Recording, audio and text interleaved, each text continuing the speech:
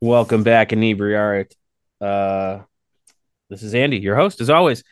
A lot of sorts. I've been getting over a cold. If you listen to our last episode with Tommy Reedy, me and him were both struggling through that one. But I'm feeling much better. And today I am joined by George Alley, musician out of Philly, right? Am That's I right. remember that correct? Yes. I myself, my mother and her whole side of the family was Philly born and raised, so I do get down there on occasion. Oh, nice. Great town. Yeah, they were. My grandmother used to live in Flowertown, which is just outside of Philly, if Right. my memory serves. So you had a new release, a video, "Just Leave Me Dreaming." Yeah, I can read my handwriting. Which came out on February 23rd, and you have an album coming up, right? That's right. Yes. In June. In June. Oh, so is this part of how it just seems like this is the way things go? I mean, I remember when I was a kid, it was like they dropped an album, they'd put out a couple of videos, and then it'd be like a year. It just seems like now you have to always have something coming out. Do you like that better? To me, it seems like it would be a big pain in the ass. It's definitely a big pain in the ass. But yeah, I've basically been, uh, this is the last track that I've released that's not on my upcoming album. Okay. So I've done three kind of as part of like a creative project with me and my producer. We've looked back at some of my older songs and we sort of reimagined them or remade them in the past Hmm. couple of years as kind of a creative project before we went into starting to promote this album. And part of the delay with even, sort of figuring out the timing is that the album is going to be on vinyl. And so it's being pressed over at Gotta Groove Records in Cleveland. And so that is all happening. And kind of like schedule it out, you kind of have to have something coming out every 6 to 8 weeks. And that's, the PR people I've been working with and, the groups that I've been working with as well. It's all been about you need to have something every 8 weeks, which is definitely exhausting to do, but Yeah, I mean, it just doesn't feel like there's good time. It doesn't seem like there's good downtime or like good time to be like, oh, this is when I'm gonna like write my next series of songs or whatever. It just feels like it's this constant like feeding the machine. You just got to kind of keep it rolling, which I get. I mean, doing podcasts, it's like if we take, I think we've gone dark twice. Once when COVID first hit and no one knew what the hell was going on. But one other time I took a month off for personal reasons. And I mean, it just like it was starting to almost like from starting over. right. Especially with podcasts, I've had podcasts in the past. I had a podcast called I'm Going to Kill You, which was a comedy podcast. It used to be in the top 10 comedy podcasts on iTunes back in the late aughts. Wow. Yeah, it was one of the first kind of like queer comedy podcasts. And then I did a podcast over the first 2 years of Corona. It was called Queer Rona. Yeah. And that was also, yeah, you definitely have to either bank a lot of episodes at once and you're doing them all, which is what we did. We'd do series. Mm-hmm. It's So a we'd have smart way 10. to do it. But it's definitely, like I'm sure you feel the same way that, like if you're constantly having to do it's the same with music. If you're constantly having to do the PR and the figuring out how to release these things or making visualizers or videos or advertising your podcast on various platforms, then it kind of gets you out of the mindset of like, having the Hmm. time to sort of incubate these ideas, new ideas you have about where you want the podcast to go or who you want to talk to, et cetera. Yeah, and even just trying to be proactive and get people on, and even just more from like a personal standpoint, like back when I was a kid, I was a bit of a musician, but I've always been like a visual artist and drew. And now I'm so busy with podcasts and events and this, that, and the other thing that I get to draw once a month. and that's tonight. We have our figure drawing event, and it's not. It's kind of like a labor of love. Like we don't, we pretty much break even on the event, and um, but it's one of our longest running, and it's my night every month to like sit down and hang out with some friends and draw from a model and just kind of keep that muscle going because it's like when we stopped because of COVID, like everyone who came back, they're like, "Oh my god, I'm so rusty," and I'm like, "Oh, I don't look at anything I've drawn today. It's so bad." Right. But yeah, it's really tough. Yeah, I think too, it's like, if it's not something that's a necessary thing, which creativity can kind of be put to the back burner, Hmm. if you're not scheduling it, whether it's scheduling a drawing meeting once a month or whatever, that you can kind of really easily get out of the habit of it. Even like taking seriously, like I like to go to the gym like 1 to 2 hours a day. And if I don't schedule that and take that seriously for me, and treat it like it's a business meeting or something else, which no one else is going to understand that or respect that the same way that you do. Yeah, You have to kind of like, whether it's drawing or whether it's like the practice of making music or sitting and journaling, like you have to take that seriously, I think, or no one else is going to take it seriously but you, you yeah. know? I mean, I've even found that I schedule my quote unquote downtime, like to hang out with friends. They'll like hit me up like 2 weeks in advance. They'll be like, "All right, Thursday the 17th, like we're going out for dinner." And you're like, "All right, cool, Thursday the 7th." And because if it's empty, I'll put something in that spot on the calendar, and then it's just Right. yeah, which is probably not healthy. But Yeah, it's good. Yeah. could be worse. So, you were very kind and you sent me over a link to your album last night, and I was able to listen to it while I was out kind of running some errands this morning. Um, how would you describe your music? Because I, I feel that genres are dead. That you can't put anyone into one genre, but I was really trying to figure out kind of like a comparative music, artist. I really, I, I mean, it's complimentary, but I don't think I've heard anything quite like you. So Oh, thank you. how would you get someone who wasn't gonna listen? Like, how would you kind of be like, oh, I'm like this, or this is what you can expect, or like, how would you go with that? Well, I think it's hard, it's a hard thing to sort of look outside yourself to say this is what I might be like, to others or to like how to categorize. Um, I tried with this album in particular to kind of because it's my first sort of full length album Hmm. to really sort of explore these different sides of my interests because it doesn't really feel like for me I listen to one type of music or that I have one kind of influence. I think that there's definitely, like I teach a class on punk and I teach a class at Temple University about punk each semester. And so I think like the ethos of punk is definitely something that's influenced me, Yeah, just I saw that in the press release. I'm like, I have to ask about what a punk class is because it's almost like if it's not history of punk, I feel like it's kind of defeating the purpose of punk.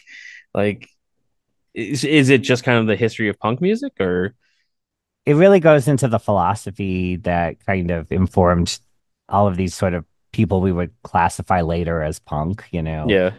whether it's like anarchism or situationism or postmodernism or like the Bohemians in France in the 19th century and how they were doing a bunch of, psychotropic drugs and writing poetry and, people that have been in some ways um, questioning authority, Hmm. is definitely something that's well before punk, and questioning authority with art. So for me, it's really about that idea of like questioning authority and these people who in some ways are taking on some kind of stigmata in some way to that ostracizes themselves from culture and what that is, what are the motivations of that, and how does that like affect culture in general. Um, so yeah, I think I definitely talk about music for sure, and I talk about the history of some artists that we would say are punk, but I also like want these students to come away with an idea of how the music they listen to now is influenced by the philosophical ideas behind punk Hmm. and the influences behind it. So if you're listening to Olivia Rodrigo, you might understand where that comes from as opposed to thinking that she created it herself, you know? Yeah. And it's so, and I'm not sure if there's a good solution, but where art of all types is kind of up for kind of personal interpretation. And I mean, we're recording this on Super Tuesday. If anyone has been breathing for the last 10 years, they know the political system in our country is kind of an absolute disaster. And, like I grew up in like the 90s, so I was a huge Rage Against the Machine fan. They very much had that anti-establishment, um, fight the power, stand up for your rights kind of punk ideology, but it has been kind of adopted by the wrong side now in some instances, to the point where Tom Morello has come out and been like, no, no, no, you guys are wrong. Stop liking our music. Right. How do you prevent your work from getting misinterpreted? Well, I would say that like the philosophy behind punk really just depends on like who it is that, like if you look at like Rage Against the Machine and then you look at Blondie, both would Yeah, be considered punk, sure. but but their philosophy is completely different or why their punk is different, with Rage Against the Machine, it's like a political philosophy and it's about social change, Hmm. while Blondie is really more about like subverting ideas of like teenage culture of the 60s and, kind of like presenting a new kind of sexuality with Debbie Harry or, like changing, like saying that you don't need to know how to play an instrument to make music or, so like the philosophy behind all these bands is so different from each other, even, these Yeah. things that we qualify as punk, the Ramones and the Sex Pistols are completely different from each other, or, Hmm. these political, like the Riot Girl movement in the 90s, is super, political about feminism and, Bikini Kill and bands like that. But then, or like you could say people like, Boy George and Culture Club are punk in a way because they were sort of subverting ideas of gender expectation Yeah. and and they were part of that whole punk movement. Like it's something that especially in the UK we don't really like think about the fact that like Billy Idol was hanging out with Susie Sue, was hanging out with Sid Vicious, was hanging out with Boy George. They were all going to the same clubs, Right. Is there something about, because I mean, Billy Idol's kind of that perfect example where like he very much was rooted in punk and then became popular, and it's almost like, is success the downfall of being punk and subversive? Like, I mean, Rage Against the Machine is another example. Like when they got at their height, they broke up because they were kind of like, we're part of it now. And Yeah, I think it depends on what is your objective and like what's your sense of authenticity, Mhm. So if you feel like your objective, and I don't know, like what the exact manifesto of Rage Against the Machine is Yeah, to speak to it.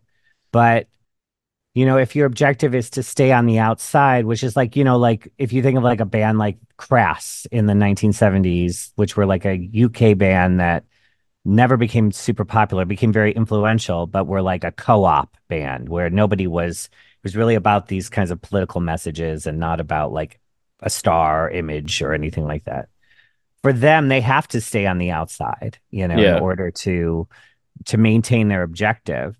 But if your objective is to like subvert popular culture, then becoming popular doesn't necessarily stop you from having the power of whatever your messaging is, you know? When you're working on your own stuff, do you try to filter all this stuff through? Is it more just you kind of write what you like? Like how much, like, and because everything you're saying is so true, and I'm just thinking like, is that like a conscious decision that they're making, or is it just more like they get to a point like, all right, no, we're done, or like how much do you think about the message you're trying to send as you're writing a song? I feel like my music is very much like a way of, for me to feel seen by myself, Oh, you know. interesting. So I don't necessarily think about, because I wouldn't want to presume that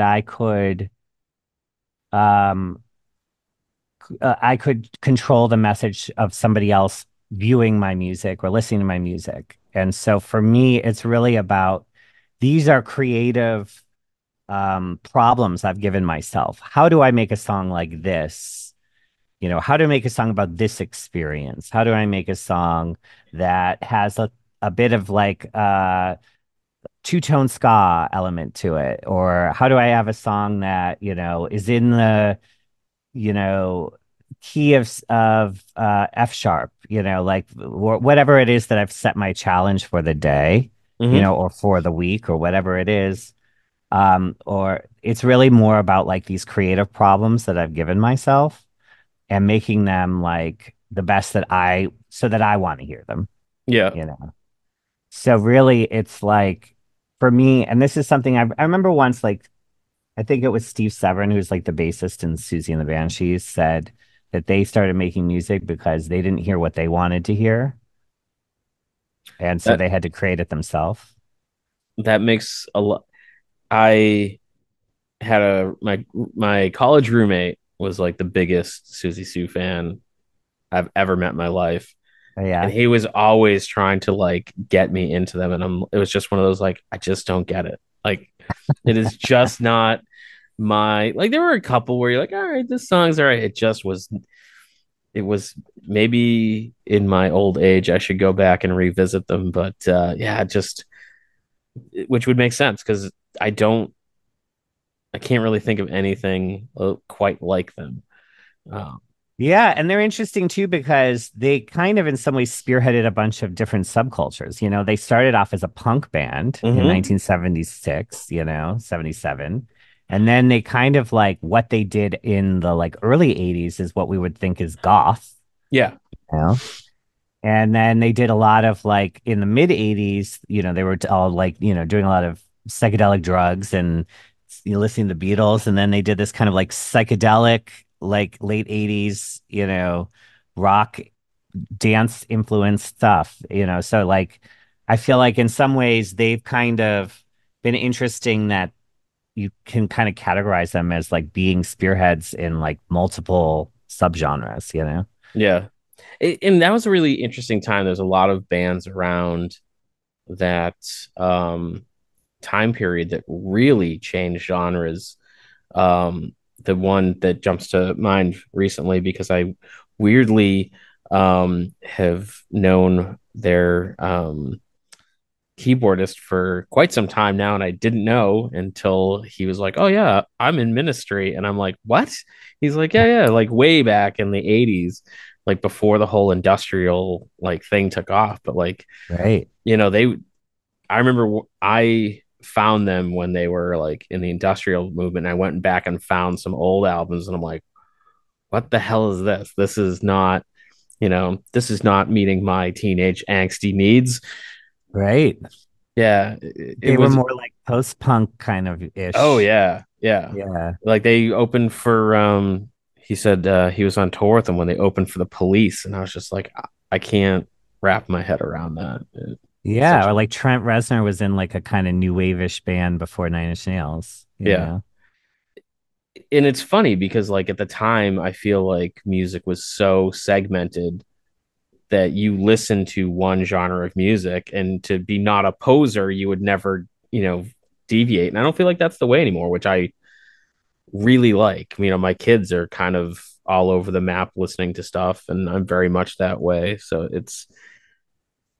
I think it's a much better time to appreciate music because there's less, peer pressure to be like, no, you like rap music and you're only allowed to like rap music. Absolutely. I think, there's lots of negative things that have happened in the music industry, but one thing that's positive is that because of streaming, because of how we like listen and consume music, I don't think that there's the kind of expectation like we might have had where if you got an album, you were listening to it over and over again, it was a secret, you would make a mix for somebody else, Oh and God, yeah, yeah, you kind of you kept music in some way, and you weren't allowed to like, if you like Nirvana, you didn't like Pearl Jam, you yeah. know. And it So, and you definitely didn't like Miley Cyrus. Like you couldn't. exactly. It was you'd be judged by the people around you for being like it's a good song. Like who cares? It's so Yeah. much. Yeah. I remember like when I was working as a barista at this coffee shop called The Last Drop in Philly, which there were a lot of like, there was like the members of Man worked there. A bunch of music people were working there at the time. And I played like a Strokes mashup. It was the Strokes and Christina Aguilera, and people were angry. Really? Yeah. That's Because it's like strange. Christina Aguilera. Why are you playing Christina Aguilera at this, hipster cafe? You Yeah. know? That's funny. I think one of my favorite mashups right now is the Bee Gees and 50 Cent Uh-huh. because it just works so well together. And there's this little, like my favorite dive bar that I hang out at. Um, there's a real sharing mentality to the music there. Like the music's run off of an iPad. There's a jukebox in the back, but it's been shut off for like years because everyone's like, that's garbage, don't use that. But they'll literally pass around the iPad, and sometimes they're like, all right, today's theme is funk music, and you can play whatever you want, but it's got to be funk. And then other days it's just like they'll pass it around and like you play whatever you want, and you'd be like, hey, check this song out, and there's some people that you're like, all right, you're gonna play the what is he always plays, I think it's the Street Dogs. It's like a Dropkick Murphys type band. Right. And so like some people are like, all right, this is definitely Joe that played the song, but it's this real kind of like one of the bartenders there is big into Ween, and so you get a real weird mix of stuff, and it's great. Yeah. I love it. Yeah. You get to have a conversation. Sometimes with my friends, if we're just at one somebody's place, it's just we just play music videos for each other, and you get to see something that you haven't seen before, or you get to commiserate about something that you both like. Yeah. So That's one of my favorite parts is like finding a new video and sending it off to people and being like, how did I not know this existed? How does this only have 300 views? yeah, You know, what, absolutely. is your number one current, video you share with people? Be like, check this out. Like a video that was recently made. Or just that you've recently discovered. Well, I really like this band Provoker. Do you know them? No, I don't, but I'll check them out. The lead singer is the son of the one of the Deftones. Oh, that's cool. Yeah.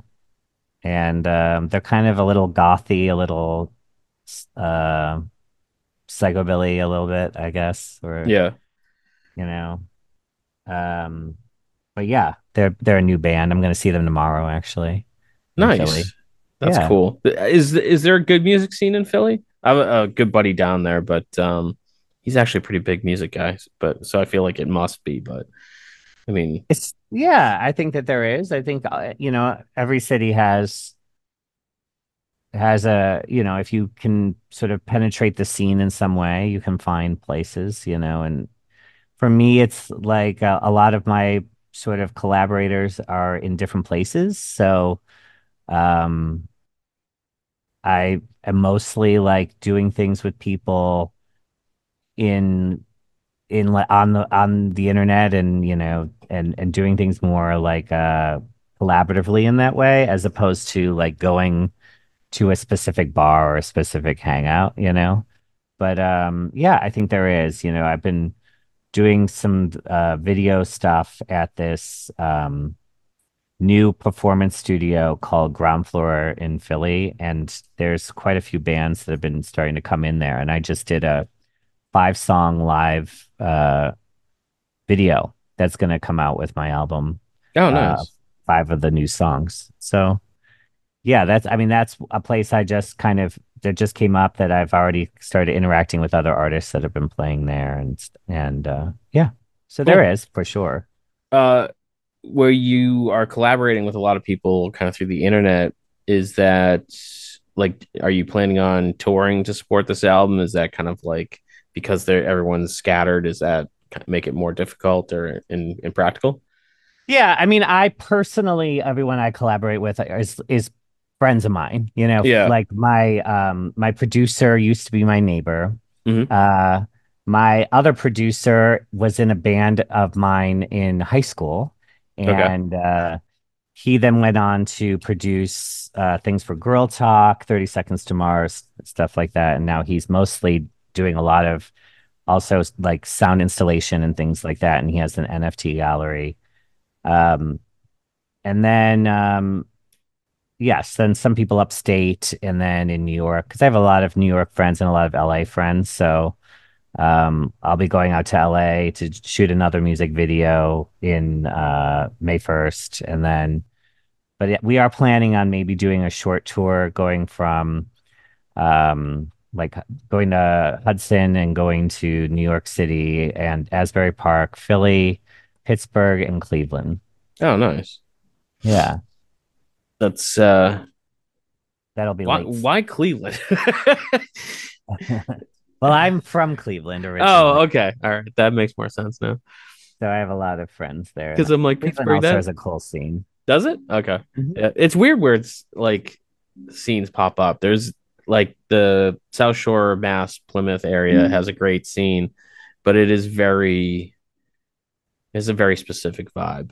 It is Mhm. very jam bandy, um, which I feel like it's changing a little bit, but I mean, it's just kind of, it is what it is. It's not my preference. Right, We're starting to see some more of this. There's been a few rap acts that have rolled through town, and some of that kind of stuff popping up. But it's a supportive group, but they very much kind of fit in one zone and stick to it. Um, right. I think that's it. It's interesting too. Like some bands, that's where they get their strength is from like a community or they're playing with other bands and whatever the genre is, they want to be a part of that scene.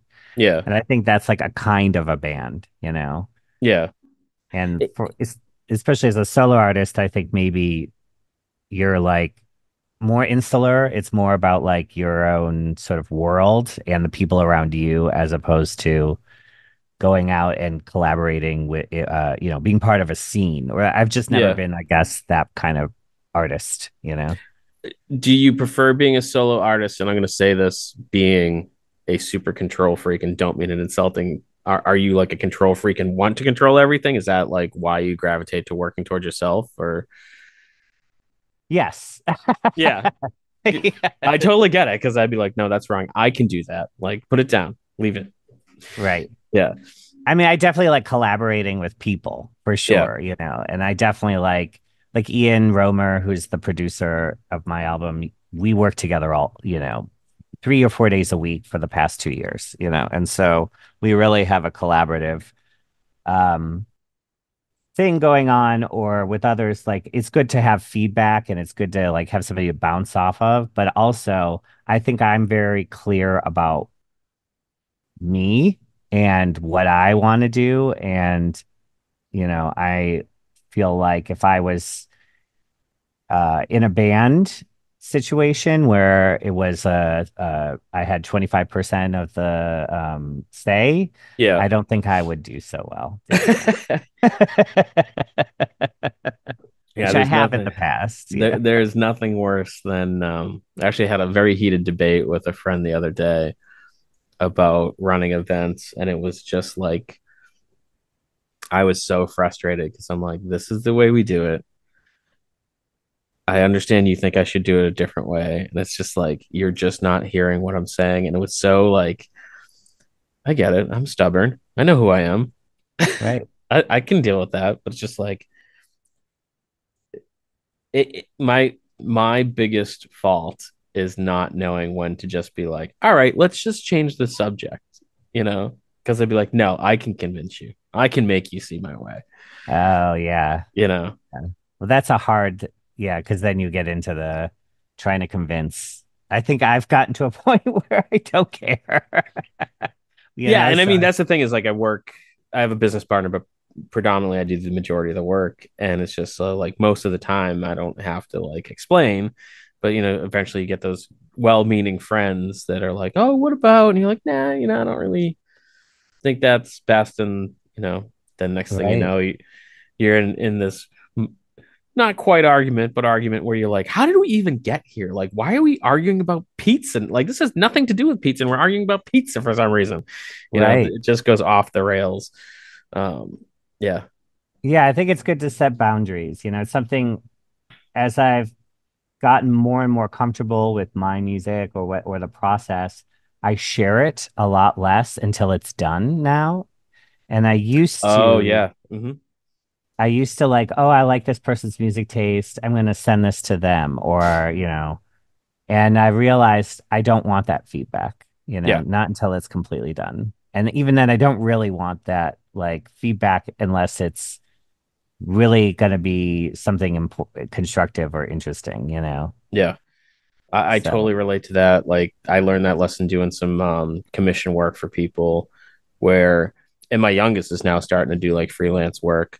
So I always, it's one of my favorite things. They reach out to me for advice and it makes me so happy.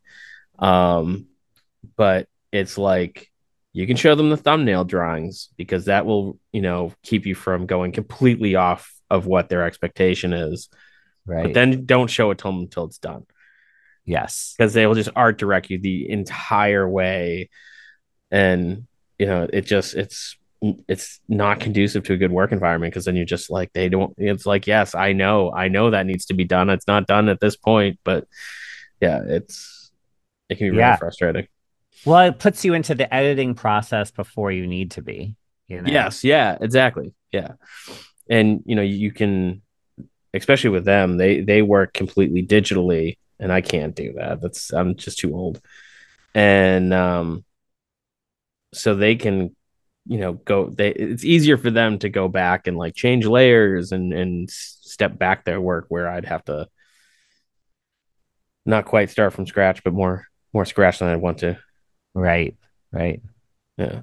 So with your album coming, did you say it was June?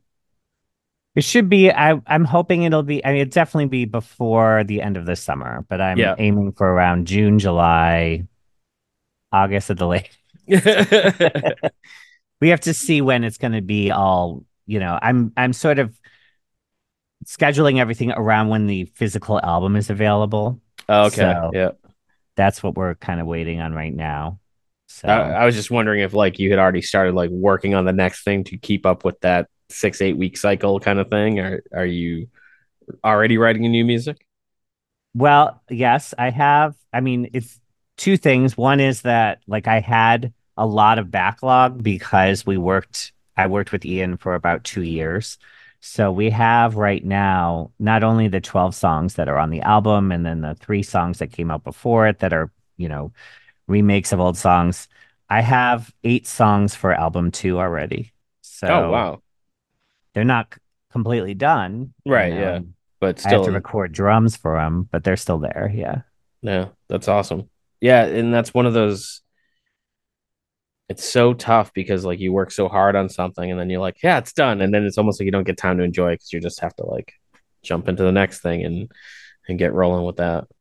Oh yeah, and then you also like you're already in another place. Like there's a song on this album too that I listen to every day that I'm so into, you know, Yeah. and, but I know that song's not going to come out till a year from now at least. So, um, but you have to kind of keep that excitement and also keep the excitement of I'm proud of the 12 songs that are on this album, and I've been enjoying like thinking about them live and that was something that we had to kind of figure out for the the live concert we did at ground floor. And then thinking about like how do I interpret these visually, has been another kind of fun project for me. So I'm trying to keep it fresh by thinking about the worlds that each one of these songs is in, and because they all feel like little worlds in some way to me. And how do I continue to develop that, whether it's with the visual component or whether I take some of the ideas from that and I take it on to the next song or things like that.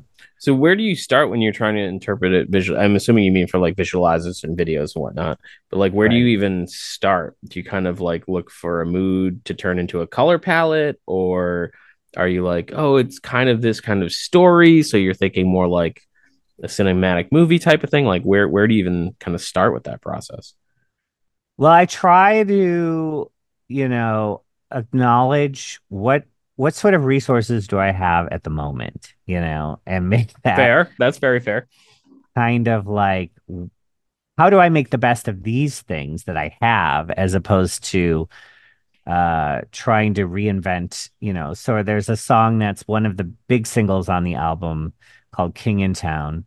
And that song, we just finished the music video. It's all completely done. It just got uploaded, and so I've got the file for it now.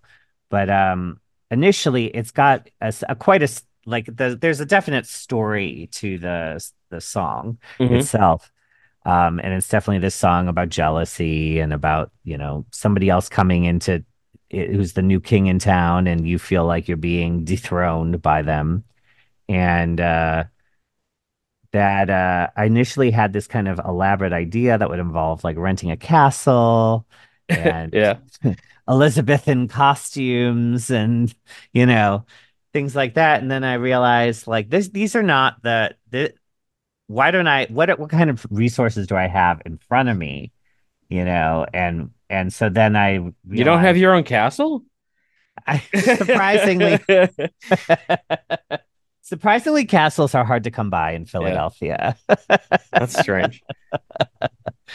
Uh, so I kind of had to reimagine the whole thing, and we found a way to really make it a story without it being a literal story, and tell this kind of like, this. I've got this giant golden microphone I'm being pulled around by throughout the video, and being sort of lured by these different characters, and we got this great space. It's a production studio called Power Plant, and I got six dancers, and I had my band there, and I had a roller skater, like a roller derby roller skater, and a bunch of stuff going on. So I realized, well, these are the resources I have. And I had some old dance costumes from when I used to have a dance company, and I gave those to those dancers as opposed to trying to. And I thought, let me let these things I already have in my closet shine as Yeah. opposed to trying to uh, do something half-assed because I wouldn't be able to do it completely. I really love that because there's something um about limitations that I think makes people more creative. I'm not sure if you ever there's an artist called Phil Henson. He does a TED talk. If you haven't seen it, it's absolutely amazing. He was obsessed with pointillism and would do these amazing drawings of little tiny dots that all became like something to the point where he caused permanent nerve damage in Oh, his wow. arm and he couldn't make a dot anymore. It was all squiggles. And then it became like, well, if I embrace that opposed to the dots, what can I do? And then his life changed and he was making some decent money. And he's like, I went out and bought all these art supplies and I froze. And then he found kind of like a liberation when he's like, I'm going to make a piece of art. I think he said for like $5 or something like that. So he limited himself to what he could do. And then it just became like, what other limitations can he make? And he did a whole series called Goodbye Art, I think is what he called it. And it was art that would only exist for a certain amount of time. So he did like a Jimi Hendrix portrait in matches that he lit on fire. He did a portrait of Amy Winehouse in frozen wine, and just all these things that would only exist for a little while and then would disappear. And it's just it to me, like his stuff is so unbelievably creative because he was forcing himself to work within limitations. And it's I think that's when you get really when you have the unlimited resources. There's no creativity. It's just like I want a castle and I would like a horse and I also need a camel. You know. Right, you're kind of dialing it in a way because there is no like drive. If you're just being able to order everything on the phone, then and have it shipped to you, then there really is no way for you to like you're not consciously making the effort to try to make this make sense or make what you have make some kind of story. And I think those limitations, even with this song that just came out, Just Leave Me Dreaming, I had the limitation of what it was. I had Yeah. already released this song 10, I guess 10 years ago. And there were people that liked that song. And so I wanted to honor it in some way. But I also knew that I needed, and I had the limitation of what the song was, but I had to also make it interesting to me in 2024. Yeah. So I think that those kinds of limitations or saying, "Oh, I messed up here. How do I make that mistake the feature of this? How Sure. do I Yeah. repeat that mistake? It's that old was it I think it was Prince. If you screw up on stage, you do it twice so they think you did it on purpose. Totally. Yeah. Yeah. Um, George, this was amazing. Where can people go to check out Just Leave Me Dreaming, and where will the album be available when it's released in June, July, or August? Yeah. So you can go to my website, georgealley.com, where there's news about my album and releases and tour and merch and stuff like that that will be coming out soon. And then also the best way I think is just following me on Instagram at George Alley, all one word. Not today though. It's down. No, yeah, I saw that. Yeah. I was like, what's this about? Refresh your feed. Yeah. I had to Um, log on to Twitter, which I haven't done in like 8 months, just to be like, is it down? Like, what's going on? yeah, Yeah. I'm not on Twitter anymore. And I'm sort of on TikTok, but not really. Literally the only thing I use Twitter for is to figure out when like Facebook and Instagram are down. Right. That Because makes sense. that's when they love it. They're like, oh, yeah, blah, blah, blah. But you're like, yeah, I'm only here to find out that it's down and it's not me.